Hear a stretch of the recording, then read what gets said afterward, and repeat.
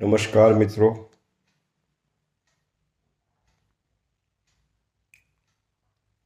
હમણાં જ આપણે એક વિડીયો જોયો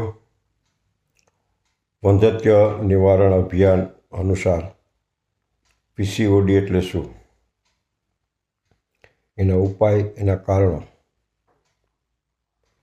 આજે ફરીથી વંધ્યત્વ નિવારણ અભિયાન અંતર્ગત પુરુષ વંધ્યત્વ એટલે શું, what is the meaning of male infertility વિશે થોડીક વાત કરીશું. હું ડૉક્ટર દેવાણી આપનું મારી આ યુટ્યુબ ચેનલમાં સ્વાગત કરું છું અને આપને વિનંતી પણ કરું છું કે આવી સરસ ઇન્ફોર્મેશન, આવી સરસ વાત જરૂરતમંદ લોકો સુધી પહોંચે એવી ભાવનાથી આ વિડીયોને શેર કરવા વિનંતી. કદાચ એવું બને કે આ વિડીયો, આ માહિતી આપને માટે ઉપયોગી ન હોય, પણ જેને પણ ઉપયોગી હોય ત્યાં સુધી પહોંચાડવા માટે આપ નિમિત્ત બનો તેવી મારી ભાવના છે. મૂળ વાત કરીએ તો what is the male infertility, પુરુષ વંધ્યત્વ એટલે શું. આજે હજારો દંપતીઓ નિસંતાનપણાની તકલીફ લઈ અને મારી આગળ આવે છે, ત્યારે બંનેમાં પ્રોબ્લેમ દેખાય છે. ઘણી વખત માત્ર પુરુષના જ રિપોર્ટ નબળા હોય છે, ઘણી વખત બહેનોના રિપોર્ટ નબળા હોય છે. પણ મેં એવું ઘણી વખત જોયું છે કે પુરુષના રિપોર્ટની પેશન્ટ એટલી કાળજી લેતું નથી અને માત્ર બહેનોની જ સારવાર કરી અને રૂપિયાની બરબાદી કરે છે. પુરુષ વંધ્યત્વ એટલે પુરુષની અંદર રહેલી ખામી. ડિટેલ જોવા જઈએ તો ઘણી બધી નાની નાની ખામીઓ હોય છે, પણ આજે આપણે મેઇન 2 ખામીની જ વાત કરીએ કે જે ટોટલ 90% વંધ્યત્વ કપલમાં દેખાતી હોય છે. અને પુરુષની વંધ્યત્વ માટેની તપાસ બહુ જ સહેલી છે. બિલકુલ સિમ્પલ.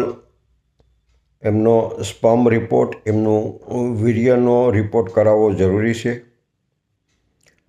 ત્યાર પછી એમની હોર્મોન્સ રિપોર્ટ પણ જરૂરી છે. પણ જનરલી વીર્યના રિપોર્ટમાં 2 જ પ્રશ્ન ઊભા થાય છે. એક, કાયના શુક્રાણુના કણની સંખ્યાઓ ઓછી હોય છે, જેને આપણે ઓલિગોસ્પર્મિયા કહીએ છીએ, અથવા તો ઘણી વખત બહુ જ જૂજ કેસમાં એવું બને છે કે એમના વીર્યની કણની સંખ્યા 0 હોય છે, જેને આપણે એઝોસ્પર્મિયા કહીએ છીએ. ઓલિગોસ્પર્મિયા એટલે વીર્યના કણોની સંખ્યા નોર્મલ કરતાં ઓછી, અને એ ટ્રીટ કરવું બહુ જ સહેલું છે, બિલકુલ અઘરું નથી. સામાન્ય 2 કે 3 મહિનાની કે 5 મહિનાથીની ટ્રીટમેન્ટથી એ રિપોર્ટ બિલકુલ સુધરી જાય છે, નોર્મલ થઈ જાય છે. એઝોસ્પર્મિયા એટલે કે 0 જેનો કાઉન્ટ આવે છે, એવા પુરુષો માટે થોડીક વધારે તપાસની જરૂર પડે છે. કારણ કે એઝોસ્પર્મિયાનો મતલબ એવો થાય છે કે શુક્રાણુની સંખ્યા આવતી જ નથી. એટલે શુક્રાણુની સંખ્યા ન આવવાના ઘણા કારણો હોય છે. ઘણી વખત શુક્રાણુ બનતા જ નથી હોતા, ઘણી વખત શુક્રાણુ બને છે પણ વાજ ડિફેન્સ નામની નળી દ્વારા એ બહાર આવી શકતા નથી. બંનેની તપાસ સર્જિકલ અથવા સોનોગ્રાફી દ્વારા થઈ શકે છે. અને એવું નથી, ઘણા કેસમાં એજોસ્પર્મિયામાં પણ દવાથી રિઝલ્ટ આવી શકે છે. ઓલિગોસ્પર્મિયામાં તો બિલકુલ આરામથી દવાથી રિપોર્ટ મળી જાય છે. જે પુરુષના શુક્રાણુની રિપોર્ટ ટોટલ કાઉન્ટ 60થી 150ની વચ્ચે હોય તો એ રિપોર્ટ નોર્મલ ગણાય છે. પણ જો એનાથી ઓછો હોય તો સારવાર જરૂરી બને છે. ત્યાર પછી બીજી વાત કે મોટિલિટી ઓફ સ્પર્મ, જીવતા સ્પર્મની પર્સન્ટેજ, કેટલા ટકા જીવતા સ્પર્મ મળે છે, how many percentage you have achieve a sperm, એ બહુ ઇમ્પોર્ટન્ટ છે. નોર્મલી મોટિલિટી કાઉન્ટ 60થી 80% આસપાસ હોવો જોઈએ. કારણ કે જીવંત જંતુઓ જ સ્ત્રીના અંડકોષ સુધી, સ્ત્રીના બીજ સુધી પહોંચવામાં સમર્થ હોય છે. આ એક વિષય બહુ ઓછા લોકો જાણતા હશે કે ઘણી વખત એવું બને છે કે ટોટલ સ્પર્મ કાઉન્ટ તો નોર્મલ આવે છે, પણ મોટિલિટી કાઉન્ટ નબળો હોય છે.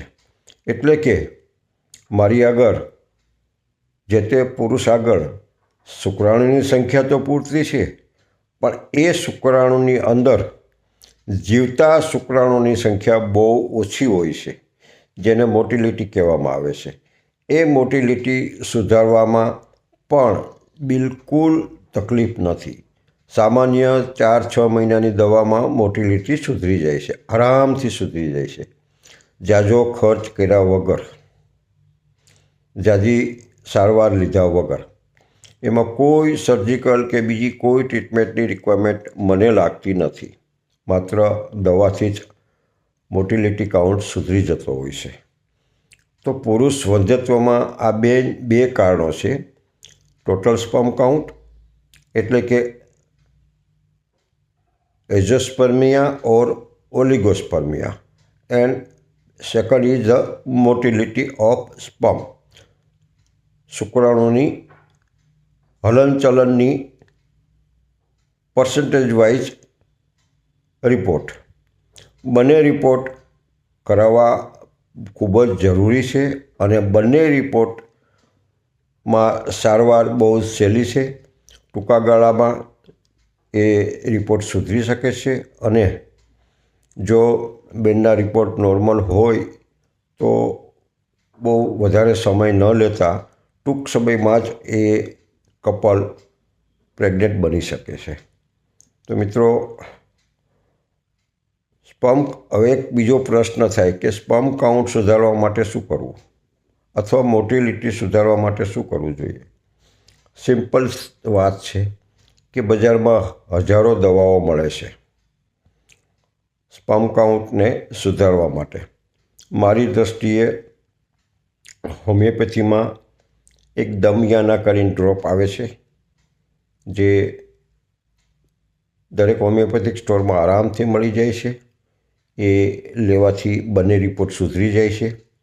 એગ્નસી નામની 30 પાવરની દવા, અશ્વગંધા નામની 30 પાવરની દવા, દમિયાના 30 પાવરની અથવા મધર ટિંચર, આ બધી દવાઓ એઝોસ્પર્મિયા, ઓલિગોસ્પર્મિયા અને મોટિલિટીમાં કામ કરે છે.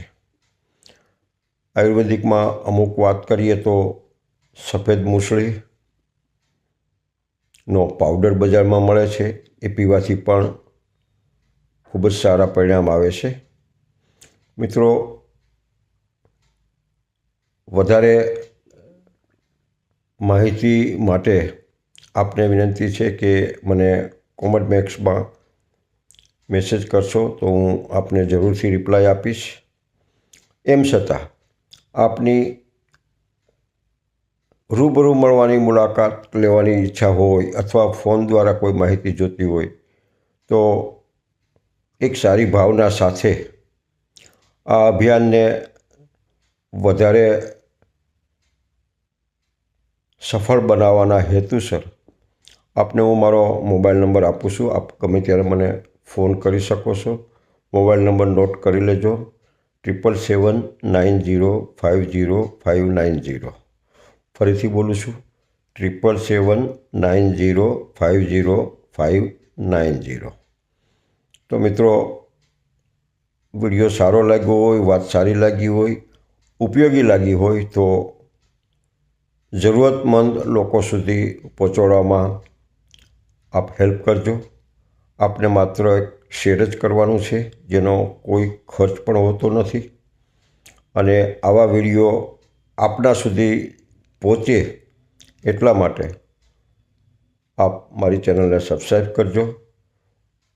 ફરીથી નવી વાત, નવી વિડીયો સાથે આપની ઉપયોગી થાય એવી વાત લઈને ફરીથી મળીશ. ધન્યવાદ.